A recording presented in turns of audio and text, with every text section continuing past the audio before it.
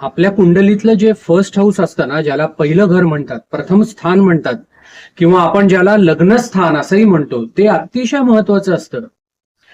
शब्दशः अर्थ जरी आपण घेतला ना, तरी फर्स्ट हाऊस म्हणजे काय? पहिलं, प्रथम. इथेच मनुष्याच्या नवीन जन्माची सुरुवात आहे, जीवनाची सुरुवात आहे. मी कोण आहे हा प्रश्न म्हणजे फर्स्ट हाऊस. तर लोक तुमच्याकडे कसं बघतात किंवा तुम्ही जगाला कसं दिसता, हे मुख्यत्वे करून या फर्स्ट हाऊस वरून बघितलं जातं. एखाद्या व्यक्तीचं व्यक्तिमत्व कसं आहे, त्याची देहबोली कशी आहे, त्याचा बाह्य स्वभाव कसा आहे, हे मुख्यत्वे करून या फर्स्ट हाऊस वरून पाहिलं जातं. तुमच्या शरीराची भाषा, तुमची चालण्याची पद्धत, तुमची बोलण्याची सुरुवात, तुमच्यात असलेला आत्मविश्वास, तुमच्या चेहऱ्यावर असलेली ऊर्जा, हे सगळं या फर्स्ट हाऊसशी संबंधित असतं. यालाच आपण जगासमोर पडणारं तुमचं फर्स्ट इम्प्रेशन असंही म्हणतो. लोक जेव्हा तुम्हाला पहिल्यांदाच बघतात, तुमच्याशी पहिल्यांदाच भेटतात, पहिल्यांदाच बोलतात, तेव्हा तुमच्यामध्ये होणारं सगळं कम्युनिकेशन, तुमच्यामध्ये होणारे ऍक्शन्स, रिॲक्शन्स, तुमची समोरच्या व्यक्तीवर पडणारी छाप किंवा व्हाईस वर्सा, समोरच्या व्यक्तीची तुमच्यावर पडणारी छाप, हे सगळं या फर्स्ट हाऊस वरून ठरतं. थोडक्यात तुमची एक पब्लिक इमेज ऑटोमॅटिकली तयार होते, अगदी अननोईंगली, तुमच्या नकळत. तुम्ही खरेच तसे आहात की नाही आहात, this is all a different story. परंतु जगाला मात्र तुम्ही तसे दिसता. जगासमोर तुम्ही स्वतःला तसं प्रेझेंट करताय, म्हणून जगाला तुम्ही तसे दिसताय. काही व्यक्ती बघा अशा असतात की आपण नुसतं त्यांच्याकडे बघितलं ना तरी ऑटोमॅटिकली त्यांच्याकडे अट्रॅक्ट होतो. काही पार्टीमध्ये किंवा फंक्शनमध्ये तुम्ही ऑब्झर्व केलं असेल की एखादी व्यक्ती फक्त एंटर झाली तरी सगळ्या लोकांच्या नजरा त्या व्यक्तीवर खिळतात. त्यांच्यामध्ये प्रचंड कॉन्फिडन्स असतो, त्यांचा ऑरा खूप स्ट्रॉंग असतो. ती व्यक्ती जरी नुसती शांत बसून असली ना तरी त्यांचा प्रेझेन्स, त्यांच्यामधली ऊर्जा, त्यांच्यामधला असलेला पॉझिटिव्हनेस, कॉन्फिडन्स, हे आपल्याला सतत जाणवतं. हे कशामुळे शक्य आहे? तर त्यांचा, अशा व्यक्तींचं फर्स्ट हाऊस हे खूप स्ट्रॉंग असतं. 100 लोकांच्या गर्दीमध्ये सुद्धा मग ती व्यक्ती अतिशय उठून दिसते.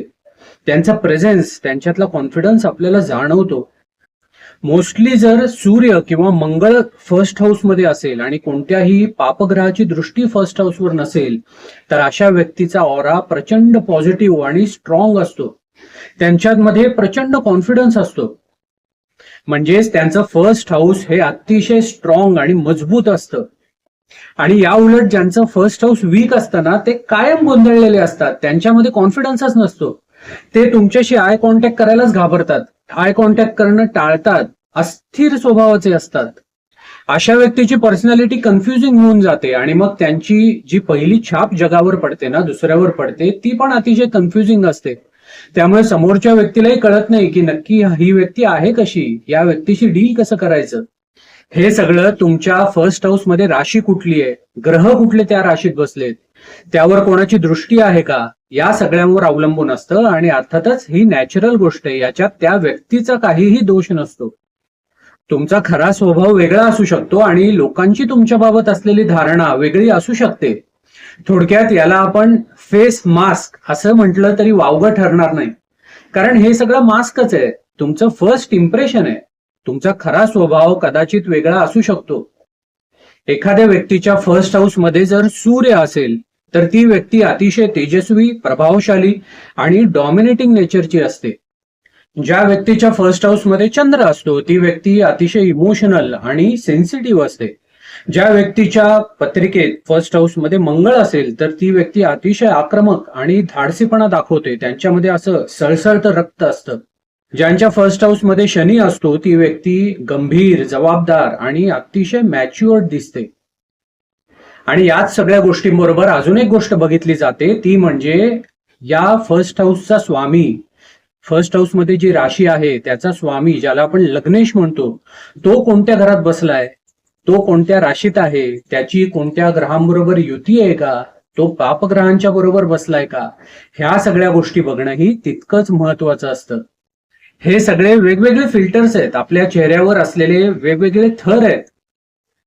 यालाच आयडेंटिटी लेअर असंही म्हटलं जातं. म्हणजेच काय तर स्वतःची प्रतिमा, तुम्ही जगासमोर स्वतःला प्रेझेंट कसं करताय. लोक तुम्हाला चुकीचं समजतायत असं जर तुम्हाला वाटत असेल ना तर तुम्ही तुमचं फर्स्ट हाऊस चेक करा. कदाचित तुम्ही स्वतःला तसं प्रेझेंट करताय म्हणून लोक तुम्हाला तसं समजतायत. ही तुमची रॉ पर्सनॅलिटी आहे, नॅचरल आहे. यामुळे ऑटोमॅटेड रिस्पॉन्सेस तुमच्याकडनं दिले जातात. तुमच्याकडनं ज्या रिॲक्शन्स येतात ना, ते अतिशय नैसर्गिक असतात, नॅचरल असतात, ऑटोमॅटिक असतात.